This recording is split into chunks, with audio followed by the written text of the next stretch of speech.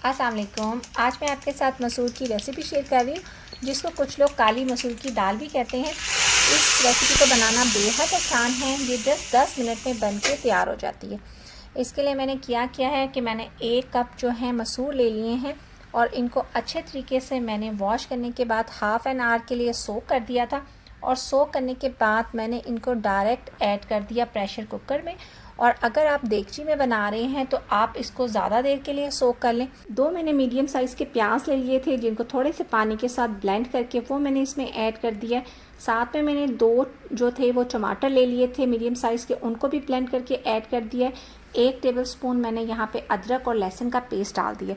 साथ में मैं इसमें ऐड कर रही हूँ बिल्कुल बेसिक से मसाले, जिसमें 1 टीस्पून सॉल्ट है, 1.5 टीस्पून मैंने रेड चिली पाउडर ले लिया था, हाफ़ टी स्पून मैंने इसमें हल्दी ले ली है और यहाँ पे हाफ़ ही टीस्पून मैंने इसमें धनिया पाउडर ले लिया था।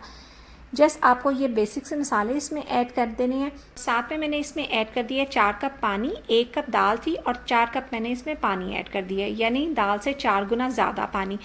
और इस तरीके से आपको कोई एक्स्ट्रा भुनाई नहीं करनी पड़ती।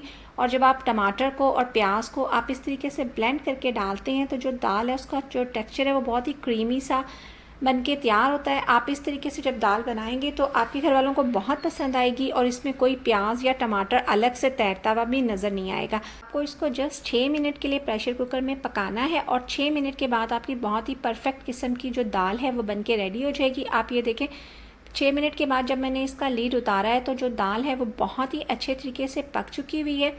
अगर आपको लगे कि आपकी दाल जो है वो अच्छे तरीके से नहीं गली तो आप 1-2 मिनट और लगा सकते हैं। और अगर आपको लगे कि यहाँ पे आपको दाल में ज़रा ज़्यादा पानी नज़र आ रहा है, आपको दाल पतली लग रही है, तो आप इसको थोड़ा सा और मज़ीद पका लें, क्योंकि मुझे इसे राइस के साथ सर्व करना है। तो मेरे लिए ये परफेक्ट कंसिस्टेंसी है। तो यहाँ पे मैं ऐड कर रही हूँ इसमें 1 टेबलस्पून लेमन जूस।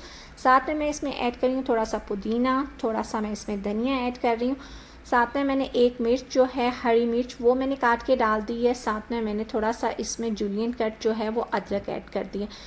ये सब चीज़ें डालने के बाद आपने जैसे इसको 1 मिनट पका लेना है और उसके बाद आपने तैयार करना है इसके लिए तड़का। और जो ये दाल है ये हेल्थ पॉइंट ऑफ व्यू से बहुत ही अच्छी है। जो लोग वेट लॉस करना चाहते हैं वो इसको एज इट इज़ किसी चीज़ के बगैर खा सकते हैं, क्योंकि इसमें बहुत ही हाई मिकदार में पाया जाता है फाइबर और प्रोटीन। तो ये वेट लॉस के लिए बहुत ही अच्छी है। आप इसको एज इट इज़ खाएं तो ये आपके वेट लॉस में आपकी काफ़ी मदद कर सकती है। साथ में इसमें vitamin C, B6, B12, potassium और मैग्नीशियम भी पाया जाता है। अब यहाँ पे मैं तैयार कर रही हूँ इसका तड़का तैयार करने के लिए मैंने ले लिया है 2 टेबलस्पून जो है देसी घी। देसी घी डालने से इसका टेस्ट बहुत ही अच्छा आता है। तो मेरी रिकमेंडेशन ये है कि आप इसको तड़का जो है वो देसी घी का लगाएं। अगर आपके पास देसी घी ना हो तो फिर आप ये तड़का जो है वो ऑयल में तैयार कर लें।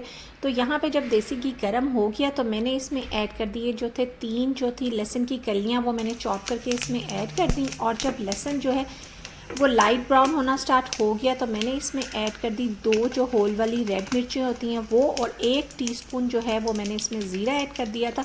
और जस्ट 30 सेकेंड इसको पकाने के बाद मैंने इसको ऐड कर दिया है दाल के ऊपर। कुछ लोग इसके अंदर इस स्टेज पे थोड़ी सी जो होती है चिली पाउडर इसमें ऐड कर देते हैं कलर के लिए, लेकिन मैंने वो ऐड नहीं किया। लेकिन अगर आप ऐड करना चाहते हैं तो आप इसमें ऐड कर लें, उससे कलर जो है वो अच्छा हो जाता है। तो दाल पे मैंने इसे कर दिया थोड़ा सा मिक्स। साथ में मैंने इसको थोड़े से अदरक और हरी मिर्चों के साथ गार्निश कर दिया है। आप इसको ज़ीरा राइस या फिर बॉयल राइस, अचार और सैलेड के साथ बनाएं। जब गर्मियों में कोई चीज़ बनाने को दिल नहीं चाहता तब आप ये रेसिपी 10 मिनट में बना के तैयार कर सकते हैं। आप इसको ज़रूर ट्राई करें और अपना फीडबैक मेरे साथ ज़रूर शेयर करें। इसके साथ ही लेती हूँ आपसे इजाज़त। मिलूंगी नेक्स्ट व्लॉग में, तब तक के लिए अल्लाह हाफिज़।